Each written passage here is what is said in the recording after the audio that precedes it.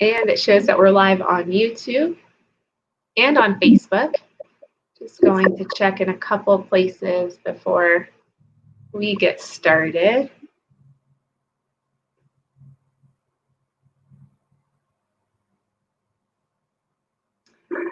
And for anyone that starts to hop on here with us, give me a thumbs up or a comment. Let me know that you're on here so I can start the broadcast and start doing some shout outs because I love doing that. Love it. Okay. Senior update.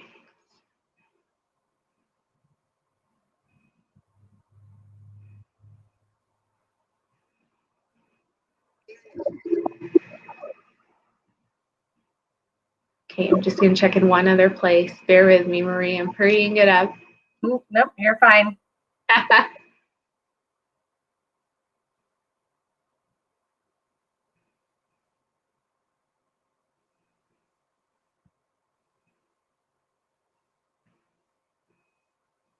Right. Well, I'm going to go ahead and kick it off. And if some people start hopping on and I see them, hopefully they can give us some comments and thumbs up so I know who's on here with us. We'll go ahead and start. Good morning to everybody. I am Juliette Abdel, President and CEO of the Westminster Chamber of Commerce, and I'm coming to you live again, this time featuring our Business Success Series. So for those of you that have been following our broadcast since March, we've had a variety of resources available at your fingertips for businesses that were looking to adapt, then reopen, and then right now help guide you in safety and health and well-being so that you can effectively communicate to your consumers, but also so that our residents and consumers can see and hear what our businesses are proactively doing to make sure that they're maintaining the level of excellence that we would like to see. So if you've not come here before and this is your first time on our broadcast, know that all of our videos are available to you at any point in time on the video section of our Facebook page. Be sure that you are following us on all social media platforms. I feel like I recite this every time, so I'll try and slow down a little bit. We're on Instagram and Twitter at Westy Chamber. We're also here on Facebook, of course, and on YouTube, Westminster Chamber of Commerce. So be sure that you hit the like button, you hit the follow alert so that you can get those timely updates whenever we do post something or we go live. So as you all are aware, we started these business success series a couple of weeks ago, and the idea was to highlight a number of businesses in a variety of industry to help provide that peer-to-peer support. So if you know of a business that might benefit from some of what you hear today, or if you are in a similar line of work, then maybe you can learn a thing or two that you can then go back and implement. Today's topic really focuses on our senior facility or senior living facilities that are here in our community. And with us, I'm pleased to have Atria Westminster, one of our newer facilities that's here. Their director, Marie, is with us to share a few words on how they were impacted by COVID initially, what they did to kind of adapt to that, and then moving forward, if they have any sense of what everything will look like, what they predict that will look like. If during this broadcast you do have any questions or comments that come to mind, we like hearing what those are. So type them into the comment section of this broadcast and we'll pull them up like we've done with this comment generically so you can see the information live in real time, and then you can copy it, type it in there, etc. It does give you a shout out. So if you are on here with us and I miss you and I'm not able to say, oh, it looks like so-and-so is here, if you comment 9 times out of 10, I'll know that you're tuned in with us. So right now I see Counselor Scully. Thank you for hopping on here with us. Hopefully you didn't miss too much. We are about to kick it off and have our speaker, Marie, from Atria Westminster here in Westminster, Colorado, share with us a little bit about what they've experienced during COVID and what everything looks like going forward. Thank you, Marie. Thank you very much, Juliette, for giving me the opportunity to speak on here today. Atria Westminster is a brand new community. We offer independent, assisted, and memory care apartments. We have a total of 137 apartments, 30 of which are memory care. We opened our doors on February 8th. Before opening, we had pre-leased 28 apartments. We were able to move in 23 residents in 21 days in February. March was also a decent month. Unfortunately, based on all of the COVID protocols, April definitely slowed down. We have been able to kind of come back a little bit in May and June. We are currently 35% occupied and have 54 residents living in the community. Once COVID unfolded, it really did, hit the senior industry extremely hard. Mainly your skilled nursing facilities, but it did hit some of the senior housing communities as well.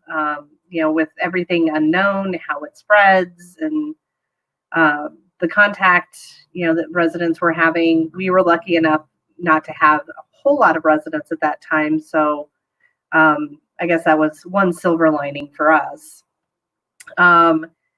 Luckily enough, Atria Senior Living is a very proactive company.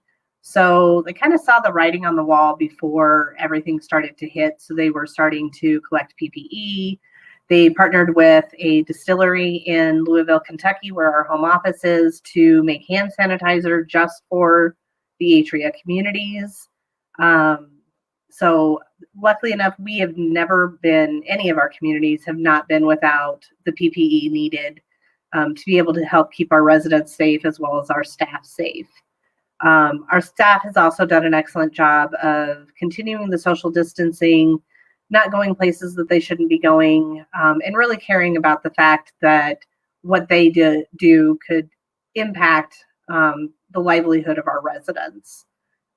So they have been extremely careful anywhere that they have gone. Atria itself, like I said, is very proactive. So we immediately, very shortly after everything hit, we had to shut down. Our company hired the Mayo Clinic to actually come in and test our entire staff. So every staff member had gotten tested. We do temperature checks twice a day. We were doing them 3 times a day. If anybody comes into the community, they do have to be masked and gloved and, fill out all the state required paperwork to ensure that we're not allowing anybody in our community that may be infected. We also have closed down to other than essential visitors. So, and as well, on top of that, we have also partnered with CSU to where we are doing COVID testing once a week for the next 8 weeks. That's not only for our residents, but for our staff as well. So we are testing absolutely everybody to, again, ensure the safety and health of our residents.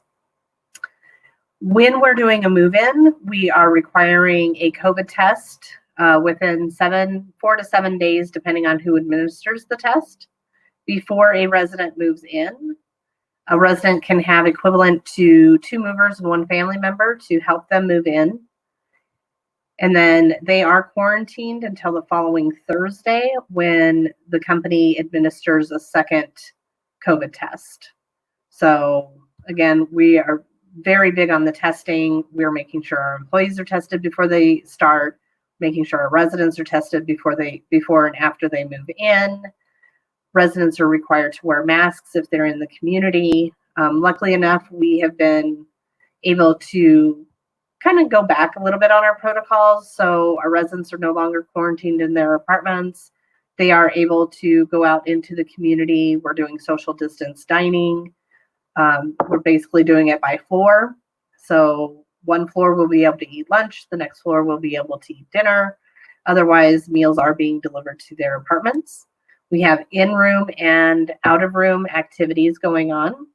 The out-of-room activities are limited to 5 people, and again, keeping that social distancing. On top of that, residents are able to go out with their families. Although that is a little scary because we're not exactly sure where families may be taking them. So we are cautioning them to please make sure that they're not taking them to any congested areas. Don't take them to grocery stores. Don't take them to hair salons or nail salons. If you want to take them home and have dinner with them, then that's perfectly fine. But we really are trying hard to keep it out of our community here. Going forward, they will continue to do, the COVID testing as well as, masks and gloves. We will always supply the masks and gloves for the residents. And then we'll allow one person to actually meet with the resident outside. We all also, are offering drive-up visits. So we keep the social distancing. The resident is sitting under a tent. Family members can pull up in their vehicles and be able to, have conversations with their loved ones for about 30, 45 minutes. That has worked extremely well. We will also assist residents in being able to do virtual visits with their loved ones. And we're currently doing virtual tours of the community. We have pre-recorded tours that we can send out, as well as we'll do personalized tours as well. As far as going forward, we really have no idea where this is going. At this point, I am encouraging, people that there is some hesitation in even making the move, no matter what situation their loved ones are in. The only thing that I keep telling them is that now is really the best time. If your loved one needs to make a move, now is the best time to make that move before, because not only are we going to have the COVID second wave that's supposed to be hitting in September, October, but you're also getting into flu season. So we're going to get hit with a double whammy in senior living. So now is really the best time to get their loved ones moved and get them settled before all of this hits, knowing the protocols and precautions that senior housing communities are taking. Each one is taking them a little bit different based on what I'm hearing from people that are looking at several different communities. There are some communities that are still completely on total lockdown. There are some communities that have loosened the protocols a little bit more than others. But for the most part, we're all doing a great job in trying to keep our residents safe and keep them happy.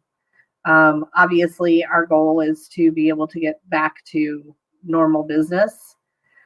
I don't anticipate that probably happening for about probably 6 to 8 months at least. So, but we will continue to do our protocols and continue to keep our residents safe and, treat them as family, because it really is hard that they can't have their own family members coming in to visit. So.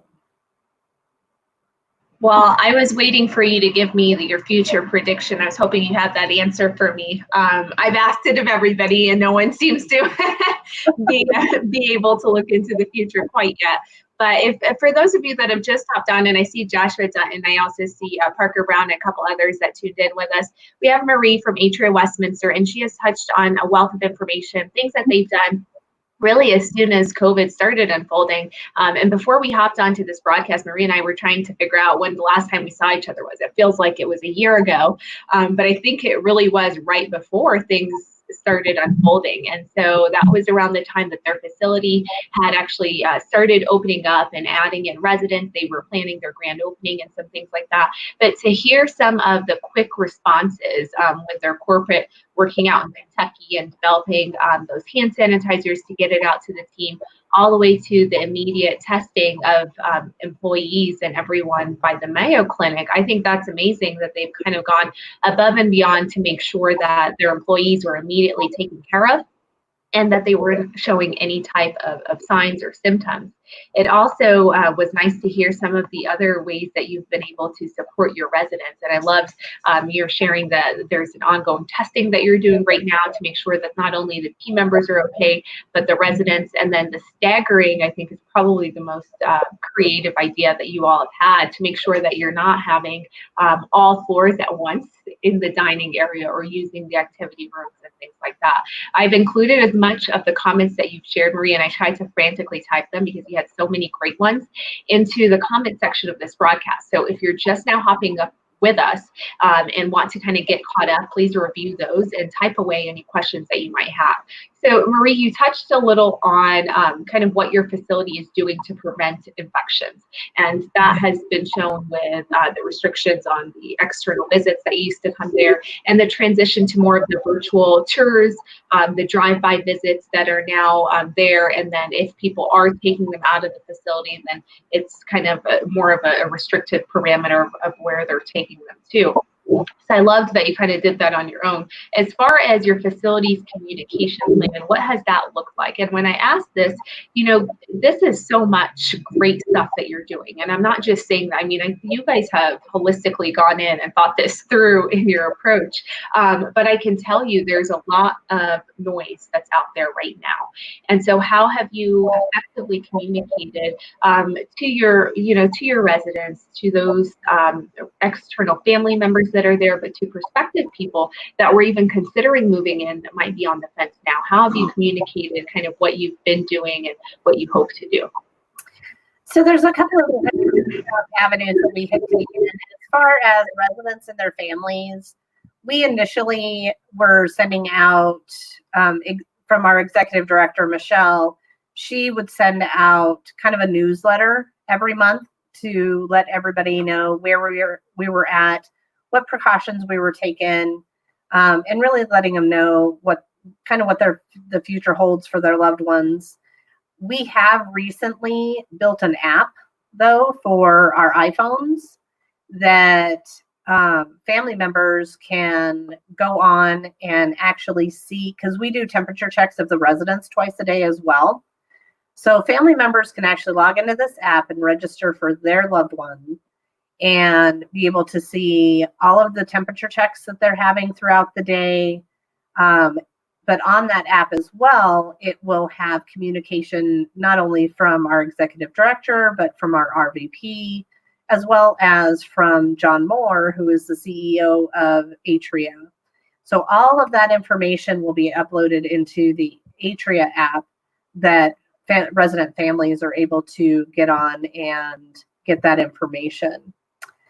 On top of that, the CEO of our company actually sends out some communication once a week that it can be found on our website, as well as I will typically, once a month, I will send out kind of an email blast to all of the families that I'm working with, giving them updates as to where we're at, what we're doing, our successes, and different things that we're going to be trying, as well as any updates from the CEO of our company. I will send that out to all of them as well, so that they can really see that Atria is being proactive in this situation, and really looking out for the welfare of our residents and trying to keep them active. Because unfortunately in senior housing, if you have residents that are not active and not being mentally stimulated, not being physically stimulated, that's when we actually see our residents start to decline. And that's obviously the last thing that we want to see happen. So we have done a really great job with hallway exercises, in-room activities, phone bingo. Jesse, who is our activities director, is absolutely outstanding, has done lifelong learning through the phone every day to really help make sure that we're still hitting those 5 aspects of life, even during our quarantine processes.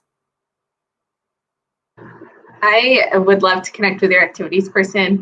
I've never heard of phone bingo, so I'd like to know how that actually works and that's derived. But you touched on a great point with that. Again, one of the biggest challenges right now is mental health. And everyone, whether or not they have felt it or experienced it on their own, they know somebody that's going through it. And this isolation really can get to people. So I like that you guys are kind of thinking those creative ways of doing things that are engaging your residents, so they're not feeling like they're completely alone, especially since it's a newer home environment for them that they're having to get used to. So I know you touched a little bit about when Atria contracted with the Mayo Clinic to come out and do those testing. What does that look like for you in terms of medical care that the facility is capable of providing? Do you all have a physician that comes and rotates through? Is there someone that is kind of that interwoven partnership that immediately can see your residents if you need to, or would it just all be shuttled to their primary person? Kind of all the above, actually. So we have two companies that we work with that are a rounding physicians company that a resident can get on their service if they would like, unless they're Kaiser. We hope to work with Kaiser to actually get a rounding physician here. Unfortunately, I don't have enough residents right now on Kaiser for them to allow that, but that is definitely something that we would prefer to have happen. On top of that, we will take them to doctor's appointments if they need to go to doctor's appointments. But I think that the greatest service that we have right now is a company called Dispatch Health. And it is basically a roaming emergency room service. So if it's something that's not necessarily life-threatening, then we can actually have Dispatch Health come out. They can do UAs, they can do blood draws, they can do x-rays. They really can do anything that an emergency room can do, again, as long as it's not life-threatening. And that has been a great way of being able to keep our residents out of the emergency rooms, out of the hospitals, because we know that that's the worst place for them to be at this point. Yeah, I think that is awesome that you're doing that, and absolutely, you're making sure that they're taken care of and that they're not being susceptible to something else, just so that they can check if their overall wellness is okay. To that end, I'm sure you're privy to a lot of data that's in your industry, and I know this because having met you several times, you know your stuff like the back of your hand.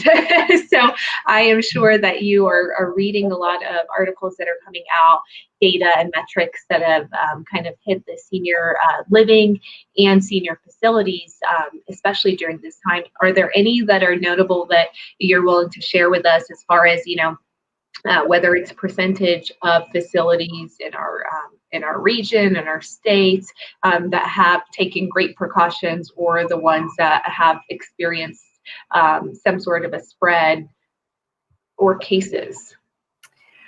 I have noticed that most of the cases that are being hit are kind of more towards your south end of town, and they're your much larger facilities than what we are, and obviously have a lot more people. And then also the northern areas, Longmont, Greeley, Fort Collins, those areas have gotten hit really hard. Luckily enough, we haven't had in this area a whole lot of outbreaks. And, I stay in touch with all of my competition. So all the senior housing communities in the area, all of the sales directors have a great relationship with each other.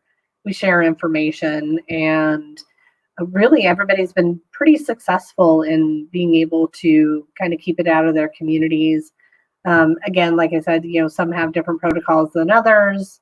There's some of them that are really gun shy about even reopening at all. So their residents are still being quarantined.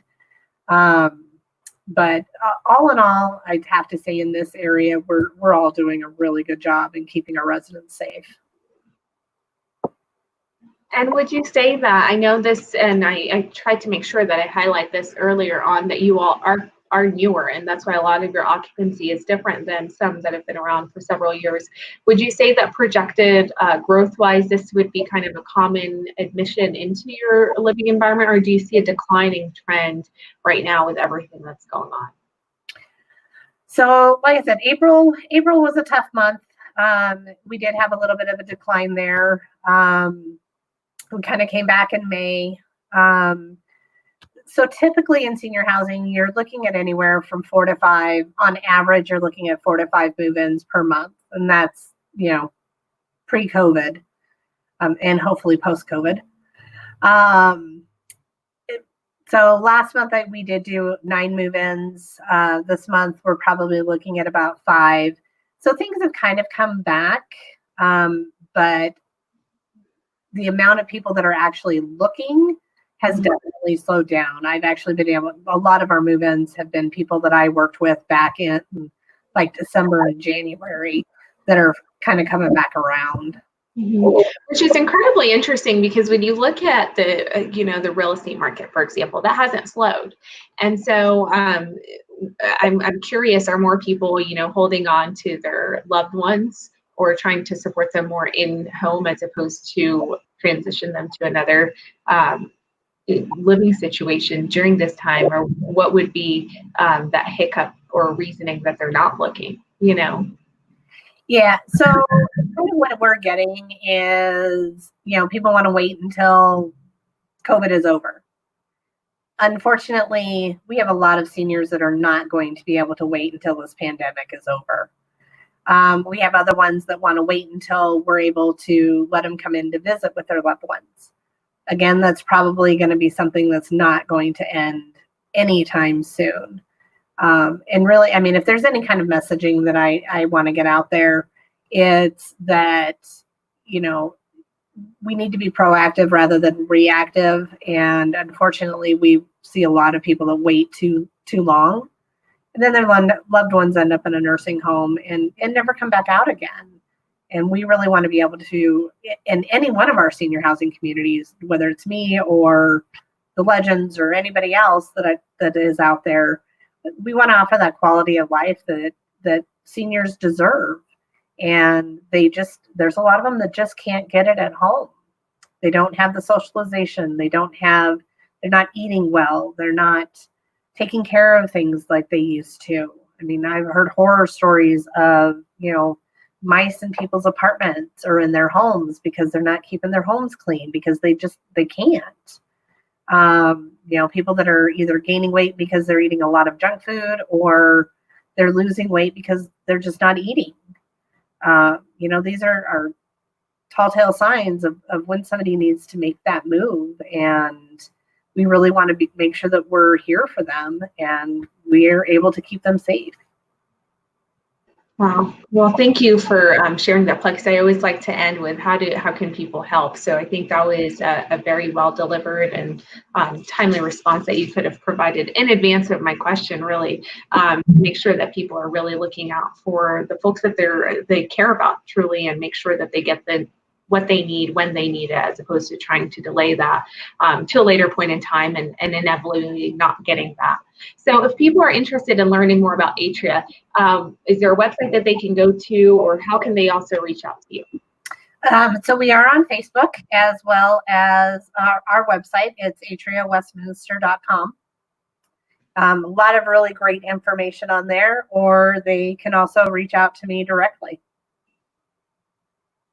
Is there a phone number you would like them to reach you at? Sure, it's 720-805-9995. Excellent. So I'm going to go ahead and pull up your information. Hopefully I've typed it in pretty well. Sometimes I get a glare. They have Atria is on Facebook. It's atriawestminster.com to reach Marie for any questions about the facility or just in general about this broadcast, some of what they're doing and ways that they can help you and your loved ones during this time. Please reach her at her phone number. I've also included that into the comment section. Thank you so much for commenting and tuning in, Marquez. It was powerful. Thank you to Marie for sharing. Our senior community, especially those that are not living home, especially during this time, I know has been incredibly stressful. We've heard many comments, and I know I've sidebarred Marie about them earlier, from people that just feel like they're not getting to their loved ones, and it is a challenging time whenever you're in that situation. So I'm glad to see that Atria is being proactive.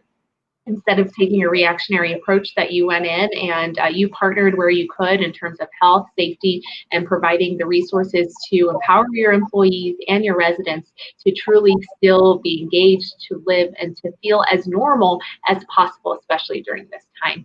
I appreciate it so much, and I thank everybody that's tuned in. If you end up watching this broadcast after we're done, give us that hashtag replay so we know that you actually did tune in and found this valuable. Share it with some of your network if you know people that are were considering looking into various facilities or different living options for seniors. Then this is a great way for them to know about what they're doing, safety precautions, but also unique things like their drive-bys and virtual tours that are available. So you can still maintain that level of safety, but move the needle on something that you might be needing to do in your life.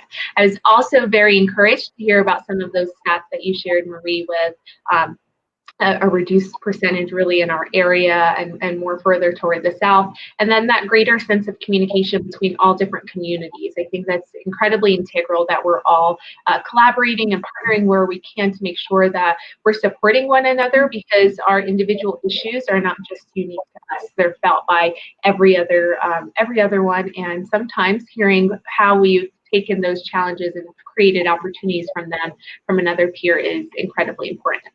But I appreciate you, Marie, for being on here with us. We are at the top of our 30-minute mark. So I want to go ahead and close out by sharing tomorrow we'll be back here at 11 a.m. We have our nonprofit corner, and so with us we'll have the Outdoor Labs Foundation. As you all are aware, Paige Brophy is their executive director. They service all of Jefferson County, so be sure if you have nonprofit related questions that you tune in with us here at 11 a.m. tomorrow. And then for those of you that have participated in the Westy Rise Shop Local program, thank you. For any of you that have not, this is still running until July 31st. So to participate, you all, I guarantee you qualify. You just haven't turned in your entries. If you have shopped, done business, or did anything in Westminster, send in your receipt to info@westminsterchamber.biz. The details about that Shop Local program is on our website. For more information, go to westminsterchamber.biz. But I thank you so very much, Marie. Don't hop off just yet. I want to talk with you a little bit afterward. And then to everybody that's tuned in, enjoy the rest of your day, and I will see you bright and early tomorrow. Bye-bye.